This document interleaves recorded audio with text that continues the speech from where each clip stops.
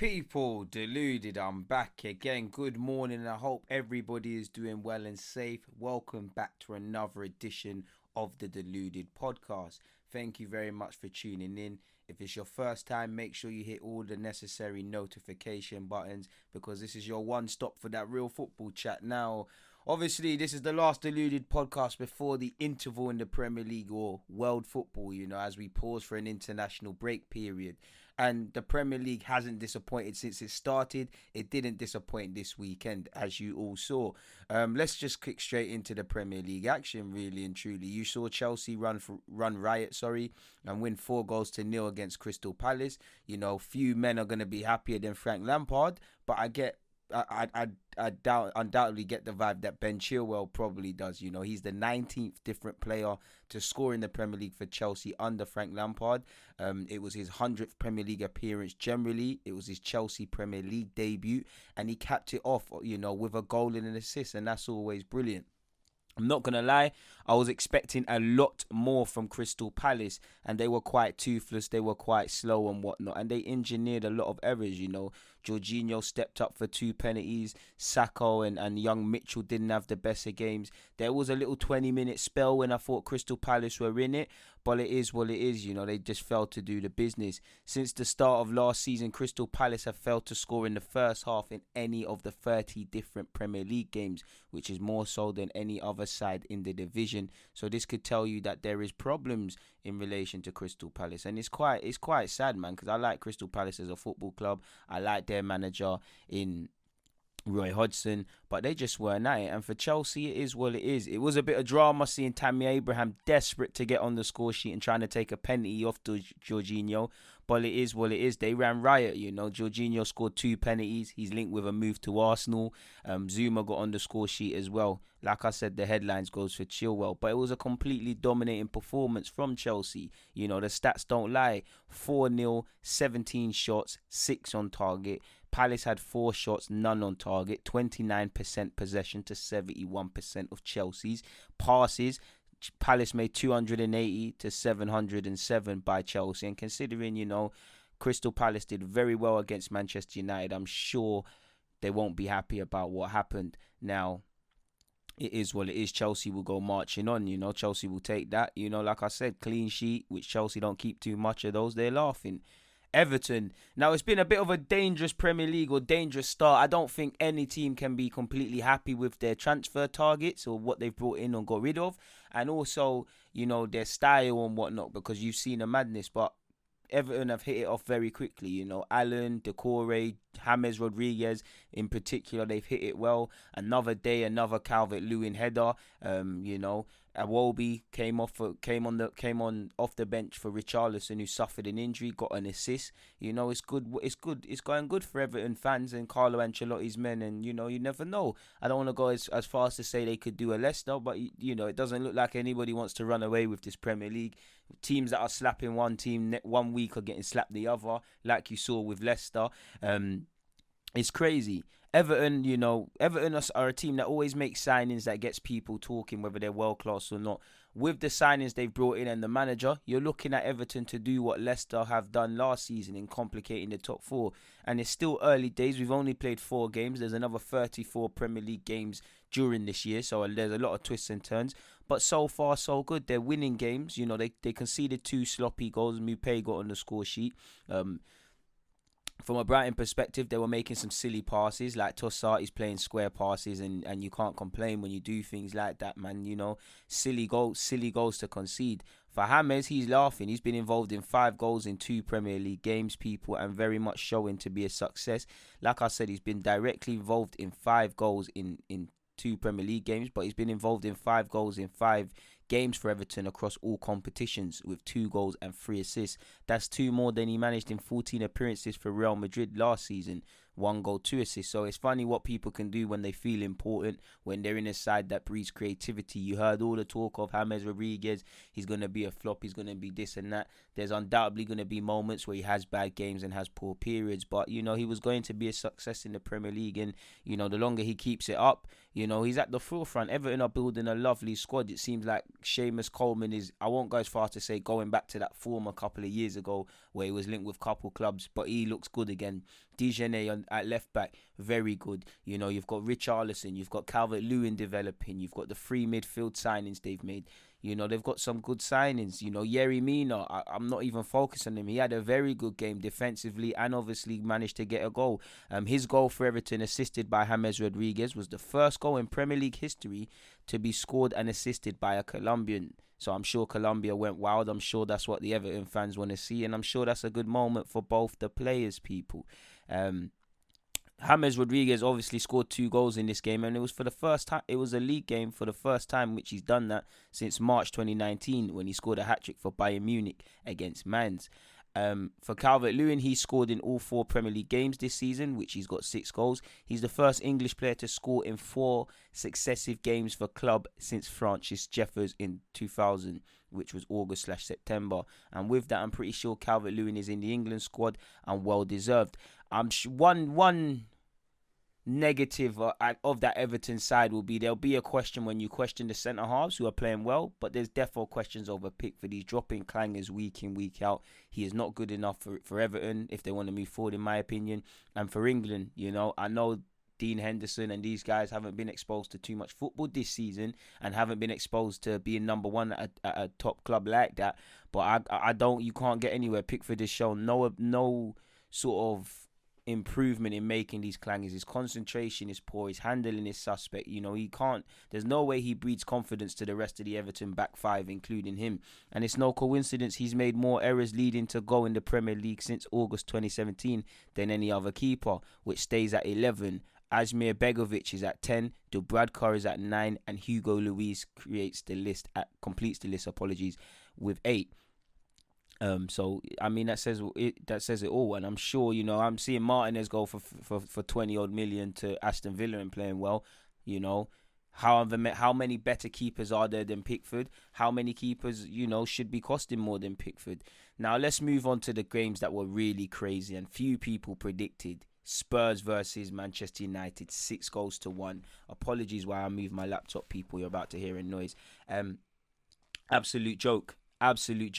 Absolutely ridiculous, absolute joke. Nobody could have saw that, and that's the gift of the Premier League. Premier League for entertainment value is undoubtedly the best. You know, Spurs ran riot. The only thing Spurs did wrong, you know, Davinson Sanchez had a good game. He reacted very well from his mistake when he conceded the penalty. You know, Bruno Fernandes carries on his statistics, but that's the only thing that was right at United. Now I've seen United lose games, if not for the scoreline, in this fashion. For me, that is a game where you sack the manager. That is a game where you question the board. That is a game where regardless of talking about the red card or talking about management, the players have got to look at it. Because what I saw, I'm not a Man United fan, but that was nowhere near the standard of Man United. You know, win, lose or draw, you play the same way. You go down fighting. It looked like a bag of individuals. Shaw is all over the place. And Shaw, you know, if I was Lucas Moore, if that was someone a bit more naughtier, probably should have smashed Shaw. Shaw should have been sent off for that nasty challenge. You know, he's showing no intent to go for the ball.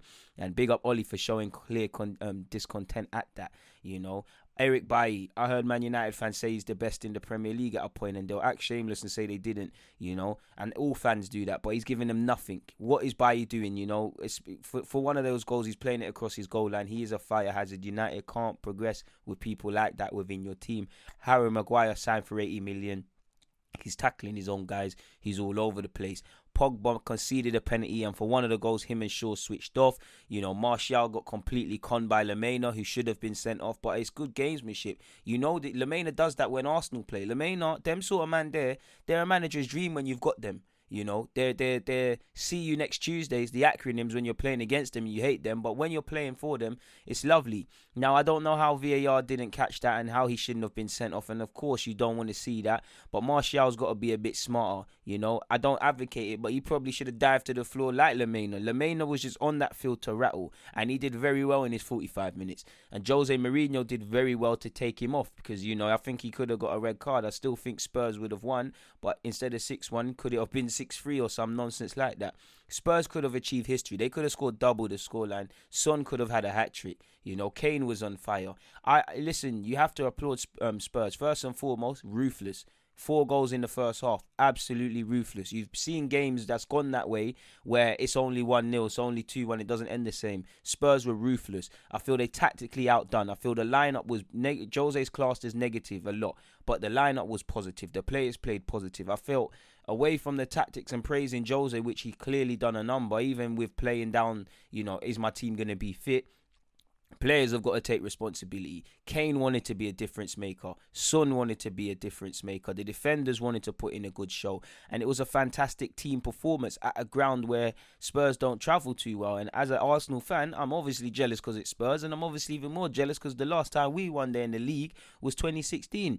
It was a shambles, people. Like I said, United are meant to win, lose or draw together as a collective. They were down as a bunch of individuals. I've seen my team, AFC Edmonton, lose like that this season and play like that. They looked like a Sunday League team, It's a shambles. It's a shambles. And I know there was no fans in the ground. That's them ground games where I got to see a day's salary going to charity or going to something for the fans or something. The players got to do it. The players shouldn't get a day off. I know it's international break, but you should all be doing doggy laps. Like Everett said, certain people around Man United need some slaps. Obviously, undoubtedly, transfers are a big thing, I'm sure when you look at the other teams expected to make a shout at the top 4, I don't think Arsenal are quite there, but we've got a manager to believe in. Spurs, you can't get on to Daniel Levy. He's done superb business. Vinicius didn't play, but they've got that striker. Bale's calling, and they've got other options. City and Liverpool, despite the fact they drop points, are going to be up there. Chelsea's got question marks. For me, they're up there. Spurs, like most teams, haven't been perfect. Even against, alright, cool. You can't say they weren't perfect against United, but they haven't looked. Nobody in this league has looked convincing from start to finish. But when you look at United, there's not a manager to believe in. They ain't done good business. They ain't got a good squad like that apart from the names. Again, they got in the top 4 when no one gave them a chance last year, but they are probably the only team looking at it that they're not involved in. Transfers is only going to solve half of it. Clearly, they need a centre half. Clearly, they need better options. Clearly, they need a better winger. Yeah. But the manager, there's nothing to believe in with that manager. It looked like a bunch of individuals. The board have got away with a lot. And you can't complain when you do several things in a wrong way and it ends up like this, But I don't want to focus on United. I want to give credit to Spurs because man to a man, every man on that field done well. Davidson reacted very well from his mistake. They played well. They played superb and they deserved their points. It's as simple as that, really. It's a shocker. I wanted to see 6 or 7 because it's always fun seeing Man United lose as well as Spurs. It was a win-win for me. The statistics don't lie. Jose Mourinho's Spurs side have equaled the biggest ever margin of victory for a manager versus a former club in the Premier League, and the biggest since Brendan Rodgers destroyed Swansea 5-0 in February of 2013. Harry Kane has been directly involved in 9 goals in the Premier League this season, 3 goals and 6 assists. Only Thierry Henry in 04-05 has had a hand in more in 4 opening games of the campaign, in which Henry had 10. Manchester United have conceded 6 goals in a Premier League game for the 3rd time, with each coming in October, which is quite scary. They did it in 96 against Southampton. It happened in 2011, as I'm sure you all remember, against Manchester City. And obviously Spurs is still fresh in the mind. Manchester United are the 7th side in Premier League history to concede a penalty in 3 successive home games, and the first time since Arsenal in December 2016. Jose Mourinho is the first manager to face a side he's formerly managed, in the Premier League away from home, and scored 5 goals since Ole Gunnar Solskjær versus Cardiff in December 2018. Son Heung-min, who has been great and you thought was going to miss a bit of game time, has been directly involved in 10 goals in his last 4 games in the competition, 3 assists, 7 goals, and he's been quite bright. That was also the earliest Man United have conceded 2 goals in a Premier League game since October 2015 against Arsenal, which also happened in 7 minutes, and it was almost exactly 5 years to the day yesterday. Kane has made more assists in the Premier League this season than any other player, while he's also made more in a single campaign once previously in his career. So he's got, which was 7. So he's showing he's completing more. And it was, from a tactical point of view, we could be here. I feel that Spurs' fullbacks, I haven't mentioned Aurier. Aurier was superb, as was Reguilon.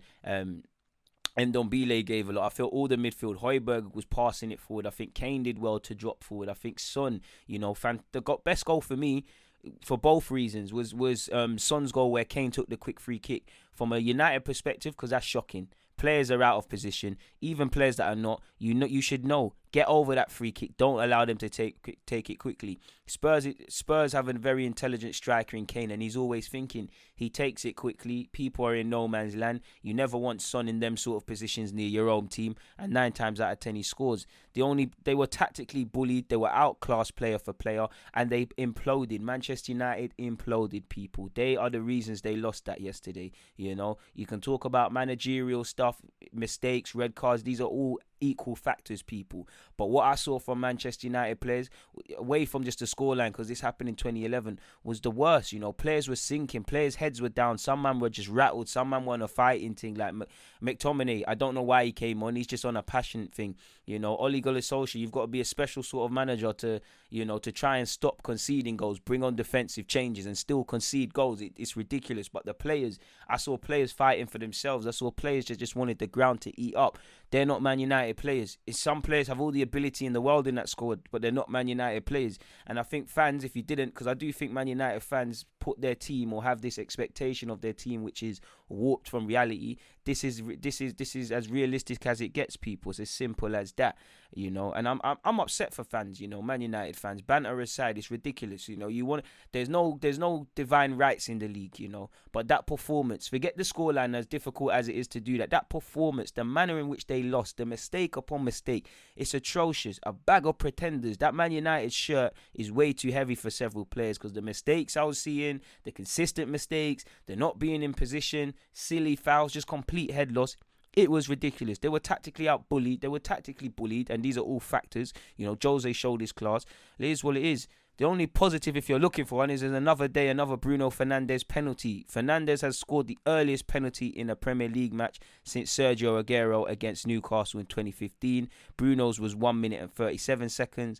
Aguero's was 1 minute and 12 seconds. Jose was in classic form after the game. He said, "I didn't watch it. Maybe I will later.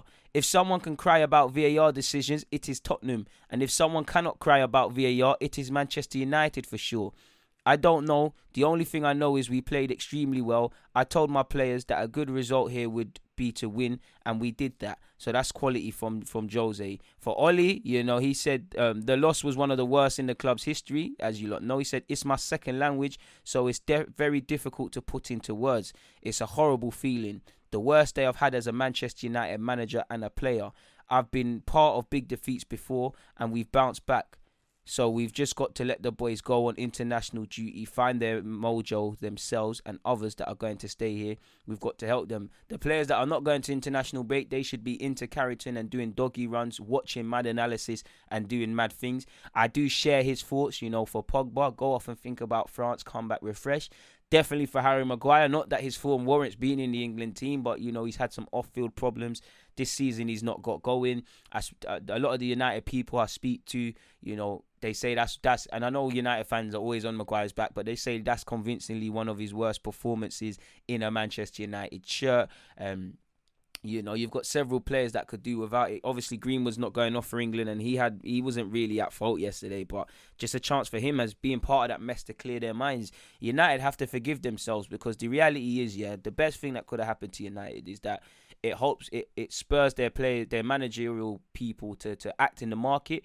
But it's also, like I said, there's 34 games left. United can still get top 4 and all these things, and this is just simply a mark on the season and an L. This happens to me in Football Manager all the time. Like, I was playing Football Manager last night. I'm top of the league. I lost 5-1 to Watford. I didn't even rotate the side. That's just an L. That's what it can be. United players, they have to use this incident and say, "Yo, listen, if I thought I was on a level I'm not, I'm sorry, I'm going to work 10 times harder."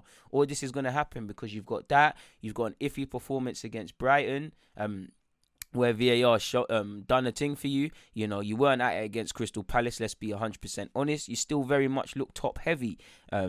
Oli went on to say, "Sometimes you make mistakes, that's part of life. We made too many mistakes in one game of football, and that shows in the result against a very good football team. They are full of quality, and we got punished almost every time we made a mistake.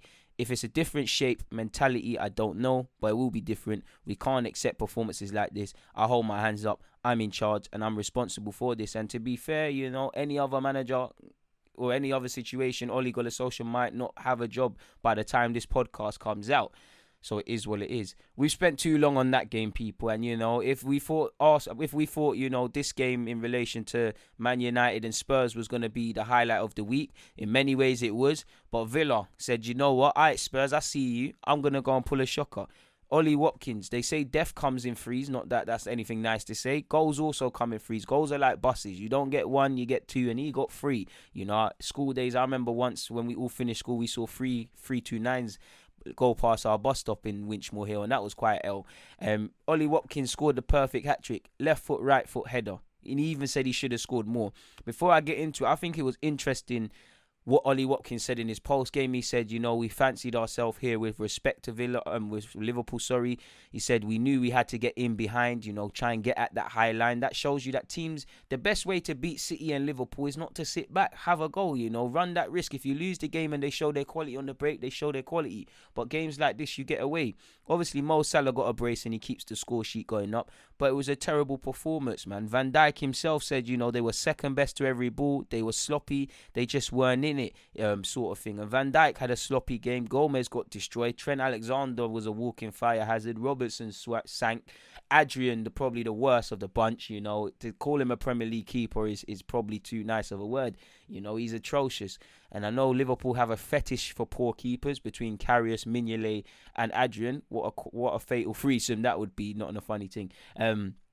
It's ridiculous. It's ridiculous what I'm seeing from Adrian. Now, he's not alone to blame. They conceded 7 goals. You got to keep it real. He's not alone. But undoubtedly, he is at the bulk of the problems. And that's the thing with Liverpool. To get to that next level, they need quality depth, It's difficult to find a number 2. You certainly can't have a number 2 on the same level of Alisson, who might be out for 4 to 6 weeks. But the drop-off in quality typically with Liverpool is crazy, And this highlighted, maybe they needed to sign that Werner or another player to shake things up. Because when one guy like Mane is not there, you can see it. Jota was decent, but it just weren't enough.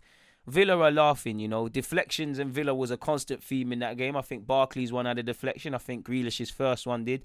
John McGinn, I don't know how he got to claim that, but it was a good goal. And I like Villa. I think John McGinn would fit in well at Arsenal, but I think Villa did their game well. We can talk about how sloppy Liverpool were, and there's a lot of truth in that. But you've got to give credit, obviously, because of the stature of the club.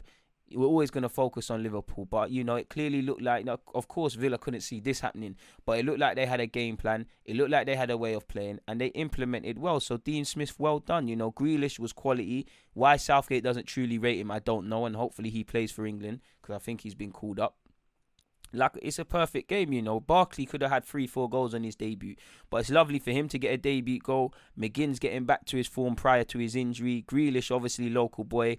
Watkins, you're always looking as a striker of a new club to get your first goals, to get your hat trick. You're laughing, and a perfect hat trick at that, and a hat trick against the league champions again. It's down to Watkins to keep this up and maintain it, but it was a terrific game. It was a terrific game, and I think Liverpool have now conceded 9 goals in the Premier League this season. With that, Liverpool are the first reigning English top-flight champions to ship 7 goals in a league match since Arsenal against Sunderland in September 1953. For the first time in 2 clubs' history, both Man United and Liverpool have conceded 6 goals in a match on the same day. Ollie Watkins is the 10th player to score a Premier League hat-trick against Liverpool and the first since Berbatov in September 2010. Mo Salah has now scored against 25 of the 26 sides he has appeared against in the Premier League, so he's got a ratio of 96%. Adrian has made 5 errors directly leading to opposition goals in his 21 appearances for Liverpool in all competitions. That's as many as counterpart Alisson has in 92 such, which shows the difference. But we can't just focus on Adrian as poor as he was. It was a poor collective team performance, because apart from Mo Salah, who really could say they played anything fractionally well. Firmino was hiding. I know he was involved in a goal. Midfield, like Wijnaldum, even uncharacteristically playing sloppy passes. That whole back line got savaged by Aston Villa. It was a poor game. And I guess tactically, you've got to look at Klopp as well. Not that I personally believe that, but, I can't always get at the players. And if Liverpool turned around and won this by this scoreline, I'd be praising Klopp till I'm blue in the face, because I'm a big fan of his. But either way, Liverpool got smoked. And to be fair, all the Premier League teams, it's been an interesting one, because I don't think any team's been perfect. Spurs have had a good start to the season, but I'm sure if you look at it, Spurs fans will say to you, there's been, even when they ran riot against Southampton, Southampton were in it at a point. You know, the draw against Newcastle, even a couple of times in the Europa League rounds, you know, they've had to turn it around. Arsenal definitely haven't been perfect. United haven't. Liverpool have been conceding some sloppy goals going back to the Leeds game, and it shows you there's a lot of question marks within that back line personally. Chelsea still have teething problems. Nobody's really looked amazing, really and truly. If anything, I'd say Everton look close to what I'd expect from Carlo Ancelotti. But, you know, no one's had a good pre-season. Nobody's probably done all the business they wanted to do in the market. So it's been a difficult one. And I think where the Premier League lacks in terms of quality, if I can say that, because there's some quality players, I think it provides great entertainment. Without a doubt, this is the best league in terms of entertainment. Leicester slapped Man City last week. They got slapped by West Ham. How many slappings have you seen? People are getting... Aston Villa were fighting relegation. They've just slapped in 7 against Liverpool. I don't think it's the best league because obviously I know we won the Champions League with Liverpool, if I can say we, counting us as an English team. But I think, you know, the best league, you know, goes to whoever's holding the Champions League, and even if it's just one opponent, like right now I give it to the Germans. To be fair with you, I do think, you know, if you was to throw up Dortmund, maybe so much Leipzig off last season, Bayern Munich, and maybe if there's one more German club, I think they'd present problems to all English clubs, and I think you'll see that in Europe. English clubs make things harder for themselves. Lyon dumped out City as well, and I don't know if it's a cultural thing. I don't know, it's because these teams are normally the dominant team, so they struggle in Europe where it's a culture shock. I don't know, but it's been a fantastic week. It's been a better week for my team as well, because Arsenal, we won 2-1 against Sheffield United. Now, going into that game, people, I said to you lot, I don't want this to be the game they score their first goal, their season gets back on track and whatnot. They had 6 prior defeats in the league, and obviously we've now made it 7. The only problem I've got is that we didn't keep a clean sheet. We made it a bit nervy towards the end. It was a cheap goal to allow McGoldrick to score. Through McGoldrick's eyes, nothing wrong with his goal. He saw some space, he banged it, but Leno's off his line. We're not closing him down, and it all comes from a clearance from Xhaka, which made it a nervy 7 minutes plus added on time. You know, I do think the themes of the game carry on the same. You know, we struggle to create chances. We don't shoot enough. It took 28 minutes to shoot. I would like us to be on the front foot a bit more, break teams open a bit more, play a bit more sort of cutting edge passes, because, you know, Sheffield United can't buy a win. They're low on confidence. I don't think we opened up their defence enough, you know, asked questions, made them ask so they really communicate, and I felt we gave them more confidence as it went on. When we took the first and second goals, you know, you saw a spring in our step, you saw 1-2s, you saw movement, and it's about how we start. You know, Pepe came off the bench and in a positive way stuck 2 middle fingers up at his manager. You know, he's come on the pitch and within 6 minutes he's been involved. That's in a move that's helped Bukayo Saka get his first goal at the Emirates in the league, I believe. And it's a good week for Bukayo Saka. You know, he's been doing his thing for Arsenal. He's going off to England with Maitland-Niles, so it was great. After that, it was obviously lovely. It was a lovely 19-pass move, which led to Bellerin getting an assist for Pepe. You know, Pepe showed positives. I think a big reason we look better is when that substitute happened and he changed things. You know, we went to what appeared a 4-4-2. Saka and Willian looked good as they kept alternating between who's going to be on the left wing and who's going to be in that 10 position. Aubameyang was involved as he went back through the middle, and obviously Pepe showed what he's on. And then you saw players play better. I'd also like to give special shout outs to Gabriel and Ceballos, who I think were quality. Bellerin had a better second half as well. I think Eddie struggled. You know, you're going against a 3-5-2, a good drilled unit. You're always going to struggle, and obviously going against strong men. I think it also highlighted that Eddie Nketiah's link up play, smart little 1-2s, and, you know, the different sort of 1-2s and dropping deep. He needs to improve that. There's not too much to his game. The highlight was obviously the 19-pass move for me. It was fantastic to turn it around in the second half, but again, it's the same common themes. Bunch of possession, not really enough tempo, enough invention, enough intention, you know, needing the second half, and really just being toothless and game management, because it was a cheap goal to concede and a nervy finish. That being said, I think Gabriel and Ceballos, like I said, were quality, as was Bukayo Saka. Positive from Pepe off the bench. I don't think we played poor. We get the winning result. Now, I did think there was some bookie decisions going against both, and I'm sure many people will look at the Gabriel underhit pass, which led to David Luiz tugging on his man early on. And I can't blame Chris Wilder, because he's seen his team sent off for less, players sent off for less than that. And he himself said, it makes no odds what happened to Johnny Egan, because that was a mistake. Mike Riley admitted that to me, and Sergio Byrne one last week was a mistake too. There was another one today. The ref has got to show courage. There are 5 officials now, I see it, and all our staff and subs see it, and 5 people don't. He's pulling his shirt. I'm not clutching at straws or gasping. Ollie's shirt has been clearly moved. All the stuff with VAR was supposed to be about making the right decisions. Is it the right decision? He's pulled his shirt when going through, and the decision has got to be made. We're looking for small margins that might help us.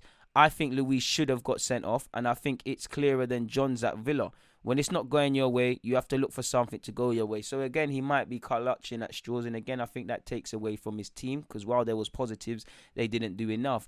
I can't blame Chris Wilder, because VAR has been going against them, and so is it for us. Sandra Bird should have, it was a contentious decision from him. Jota handball. I don't know where VAR was yet last week Monday against Liverpool. We've got it against us. Mane as well. I know he got a yellow, but again, Spurs and the United game, Lemena should have been sent off. It's gone against Spurs, it's gone for Spurs, and you're hoping, the only thing you can hope as a manager or as a fan of both clubs or any club is that these things balance themselves out. For every decision that goes against Sheffield, you get some. But there should really be question marks over Chris Wilder. There was a lot of praise, from myself included, for how he's doing, what he's done with Sheffield, and you can't forget any of that. But any other manager that's touched 7 straight defeats, that's struggling, that's got 1 goal and no points on the board, they're looking at their job down the barrel. Now, if it wasn't the Yorkshire lad, the prodigal son, which is Chris Wilder, it'll be question marks. For me, Chris Wilder's the man to turn it around, and I hope he backs that up. Now, away from that, though, you saw Liverpool versus Manchester City. And again, the scoreline might not be the most glamorous based on what we've seen this week. But for me, it was a great game. It's the first time in my life I looked at Pep Guardiola on the TV, and he looked like he was bricking it, people. He looked like he genuinely thought a point is a good result here, which it is. But City, they should have ran away with it. He was bricking it. I don't know if he respected Bielsa too much. I don't know if it's down to Leeds' tenacity. I think, with the changes they made when Pandeva came on, their wingers and fullbacks stayed out wide, and they presented issues. Pep Guardiola genuinely, people, looked scared that his team was going to lose points. And that you saw that with the defensive changes he made, they looked shook. The only thing, it was wasteful continuously from Mahrez with some of his shooting. They just weren't good enough. Mendy is a hazard, and he's just not improving. And I've been saying this, he's the most overrated fullback in the league. He's very good going forward. I think he's a good player. There's just been no development, and his best performances are in, memes and whatnot. He's not good enough right now to take them forward, and Man City are in trouble, because I've previously said Pep Guardiola has the biggest fight of his lives, and he needs to play like such. Now, in the grand scheme of things, a point at Ellen Road away to Leeds is not the worst, and Leeds are going to show that is a good point to have. Leeds are the energy that Leeds plays with is scary, and as an Arsenal fan, I hope the players, while I don't know when we play Leeds, that's something they consider. Man City took the lead. They didn't build upon it. They didn't build upon when Leeds were respecting them too much. And literally, like against Leicester, they just said F it, because they were there. Leicester were trying to do this counter-attacking thing and sitting back. And Rodgers and the players said, what, F it, man, forget that. Let's get in behind. Let's show what we can do as a team. And they smacked them. That second half looked like it was going away. And obviously, Pandeva playing against his old team is going to play well. And I think he had a good cameo. But you saw Rodrigo come on. And obviously, he has scored his second Premier League goal, and first since January 2011. So his first goal in 9 years and 272 days, people. It's the second longest gap between 2 goals in the competition, after Andy Johnson for 9 years and 276 days. Rodrigo is the first Spanish player to score for Leeds United in the Premier League, and netted just 3 minutes and 6 seconds after coming on as a sub. So again, a bit of a masterclass from Bielsa, and that's what you want to see from your subs.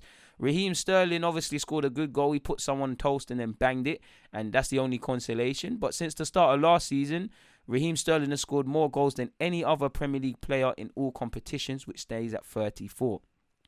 For Newcastle, they defeated Burnley 3-1. Callum Wilson just can't stop scoring. He has scored 4 goals in 4 Premier League games for Newcastle.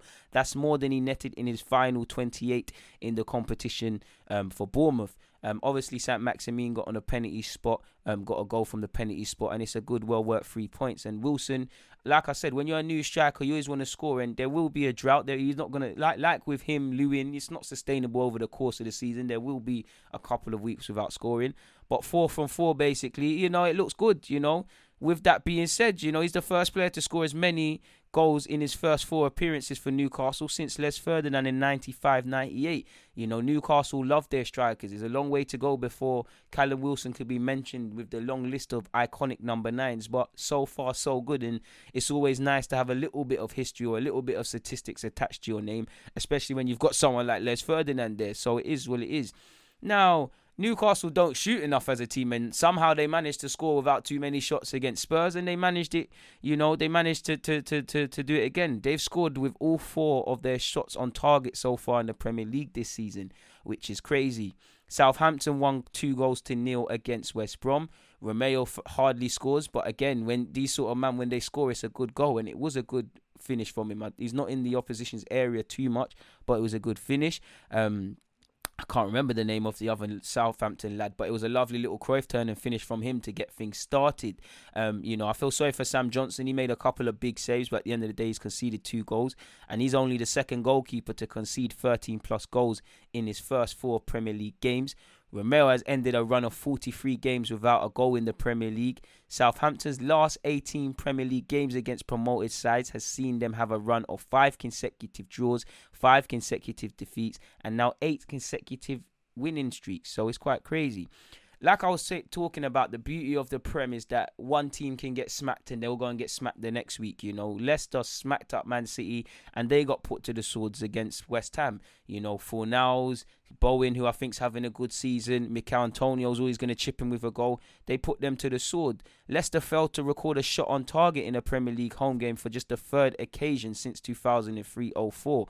That previously happened in December 2019 against Liverpool, and obviously in 2017 November times against Man City. And now West Ham can attribute that.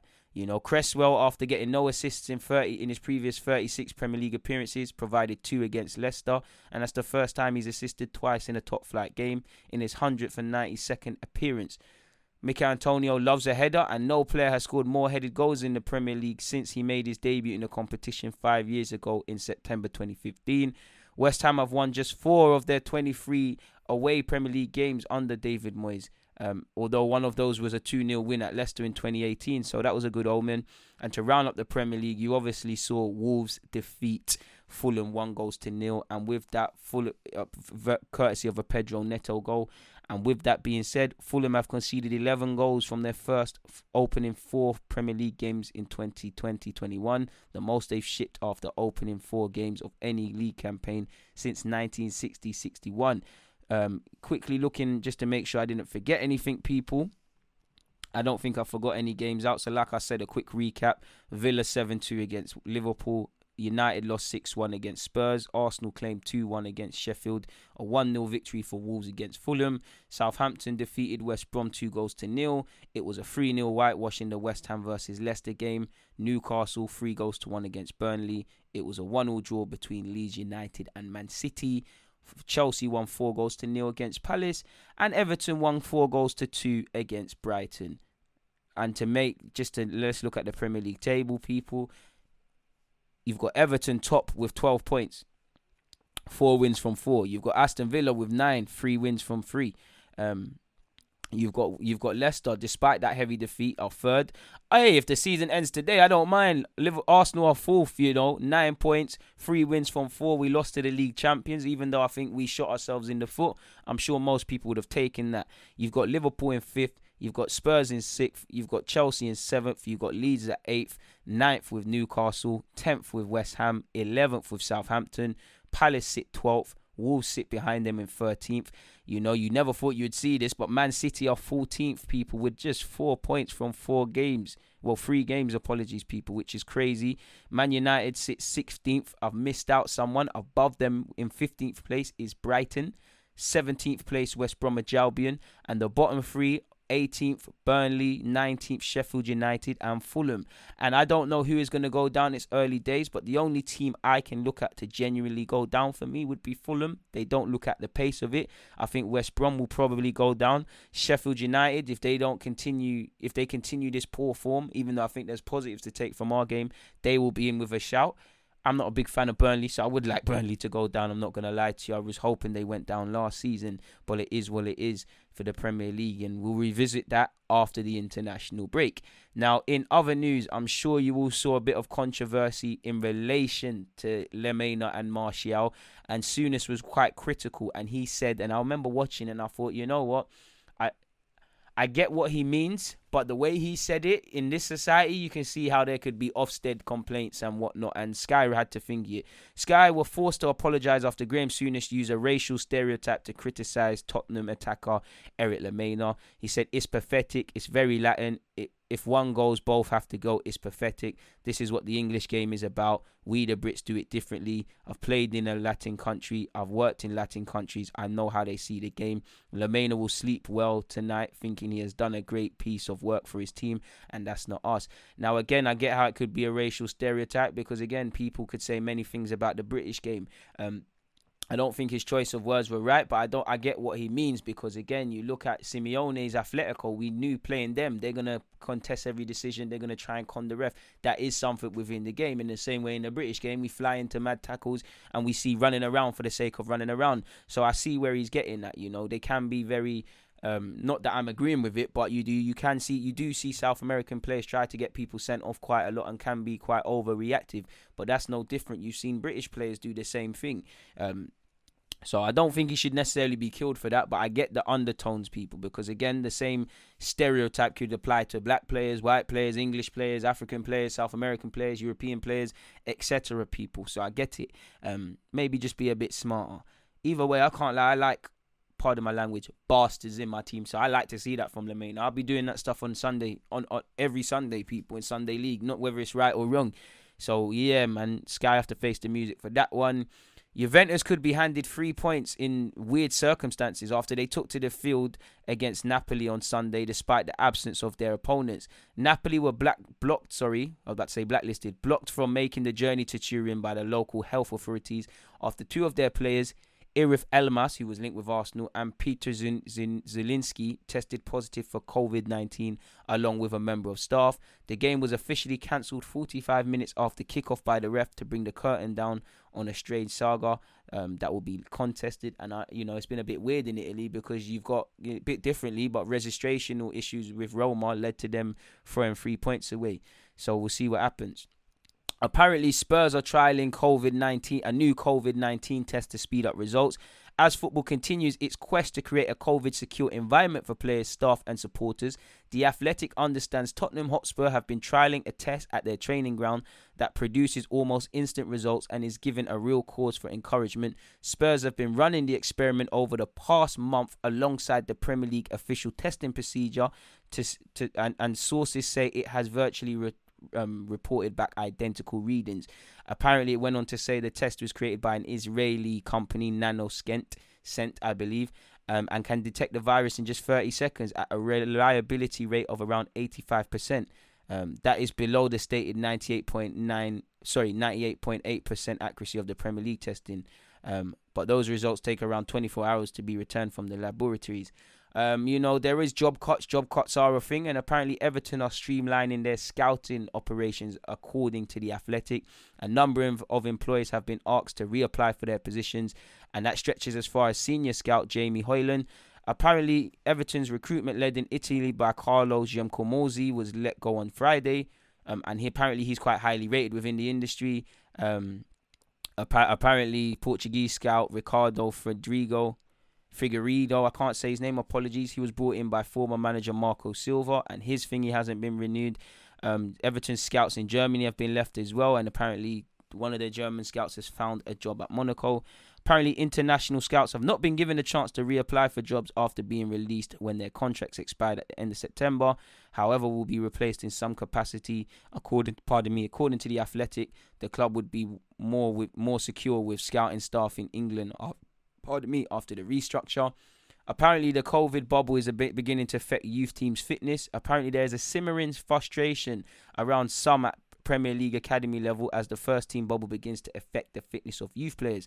Training schedules for under-21s are being altered to fit around senior sessions so that the risk of COVID-19 contamination is kept at a minimum, with at least one club requiring youth players to turn up in the evening.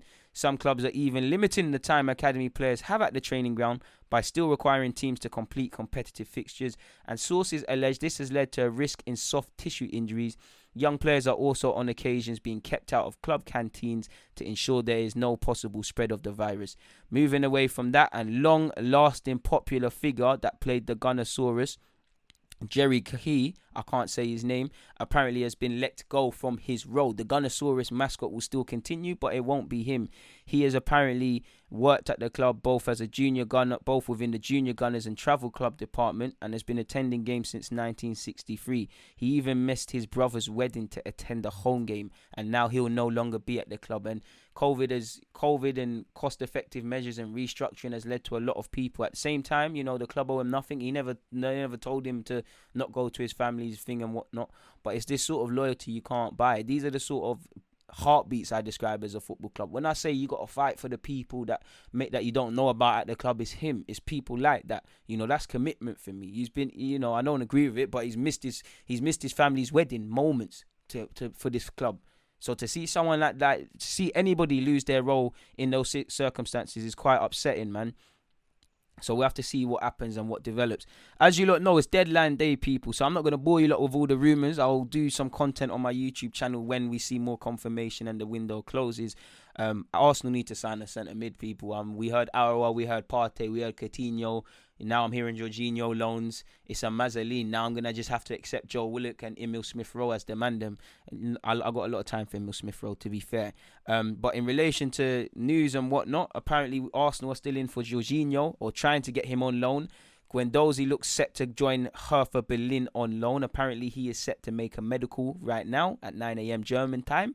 And apparently there's no option to buy. So we'll have to see what happens. And he's been linked with everybody, you know. He's been linked with everyone from PSG to Juventus to Atletico to Marseille. And he's going Hertha Berlin, which ironically they've been linked with Jeffrey Adelaide. And they did try to buy Xhaka. So let's see what happens in that regards with him. And, you know, it just goes away from what Arteta was saying about the slate is clean. He was gassing. Apparently Moise Kean will spend the rest of the 2020-21 season on loan at PSG. So, and apparently there's no obligation to buy for him. So that's a good move. He'll be playing Champions League football, and you know he must really not be in Carlo Ancelotti's plans. So he's found a move for himself, really. Apparently Spurs are to make one final effort to sign Inter Milan's 25-year-old defender Milan Skriniar, which would cap off a fantastic summer for Spurs. I know Levy's always criticised, and even though I'm not a Spurs fan, I'm critical on all clubs boards who don't act, but you can't get onto him because he's done some fantastic business with their 6 editions so far. Ronald Koeman is refusing to rule out Ousmane Dembele leaving on deadline day, and Lyon's Juninho, I think he's that director, has confirmed that Depay has an agreement with Barca and could leave today. While that has knock-on effects because they get Depay, I don't agree with it, but that could free up Dembele, who Dembele could join Man United on loan or whatever circumstances. Arsenal and Partey seems to not be happening because apparently the Mirror have gone on to say we're still not prepared to meet the 50-45 buyout clause, and considering Torreira is just an I dotted and a T crossed from being an official Atletico player, Guendouzi's gone, you know, I don't know what to say. Where is the midfield? Where is the midfielders? Where is the midfielder? You know, I'll shut my mouth until deadline day today, but it's Gazy and, you know, the club, even Arteta, you only have yourselves to blame if you don't bring people in. Southampton have made an inquiry to loan Manchester United and England under-20 fullback Brendan Williams. Juventus are interested in signing Emerson on loan from Chelsea. Todibo could be on his way out of Barcelona. Apparently, he would prefer a loan move, and apparently the 20-year-old's been linked with Fulham and Everton. Fulham have also been linked with Chambers. West Ham have also been linked with Chambers. So there's going to be a couple centre-half movements. Sheffield United already signed one striker, but apparently they're set to beat West Bromwich Albion to the signing of 25-year-old Mets and Senegal forward Habib Diallo. He's a decent striker. He was linked with Spurs last January. He can work the channels. He's quick. He's aggressive. He actually gave William Saliba, he tore him out a new one when Mets played St. Etienne, when I can remember. That's the game I always use as an example for when speaking about Saliba's time at St. Etienne and the need to develop. You lot all know Callum Hudson-Odoi keeps being linked with Bayern Munich. Whether it happens, it will, I don't know. But Kicker, a German publication, has said Bayern Munich will turn their attention to Douglas Costa and bring him in. Apparently, a loan move for Rudiger to AC Milan is all but done. Apparently, Snodgrass is thought to be on the verge of going to Celtic. Josh Collin is said to be going to Anderlecht. Kondogbia is subject to a 25 million euro bid from an unnamed English club. I bet it was Arsenal because we need someone. I'm just guessing. Apparently, Justin Kluivert is heading to Leipzig on a season-long loan. Another one that was linked with Arsenal. According to Goal, PSG have made a loan bid for Porto and Portuguese defensive midfielder Danilo. Apparently, Werder Bremen midfielder Davy Klaassen is set to return to Ajax. Choupo-Moting apparently will sign a 2-year deal at Bayern Munich, which he's got one of the best agents. So we'll see what happens in relation to the transfer business, people. But it's been a lovely podcast. We've spoken about the craziness of the Premier League. We've spoken about some couple other matters. And yeah, man, if you haven't had enough considering it's deadline day, make sure you check out my YouTube channel. We've got a whole bunch of content. We're going to have a whole bunch of content on it. Make sure you support that. If you're finding just out about this podcast, make sure you're following across all socials. Make sure you hit this follow button on Spotify. I don't know how it works on Apple Music and the rest, but I'm sure you guys do too. It's been a fantastic 50 minutes. I apologize for anything that's disrupted your viewing experience or your listening experience. I hope I've given you something quality to think about or just to listen to in these 50 minutes. Until we meet again, people, DG, I'm out. God bless.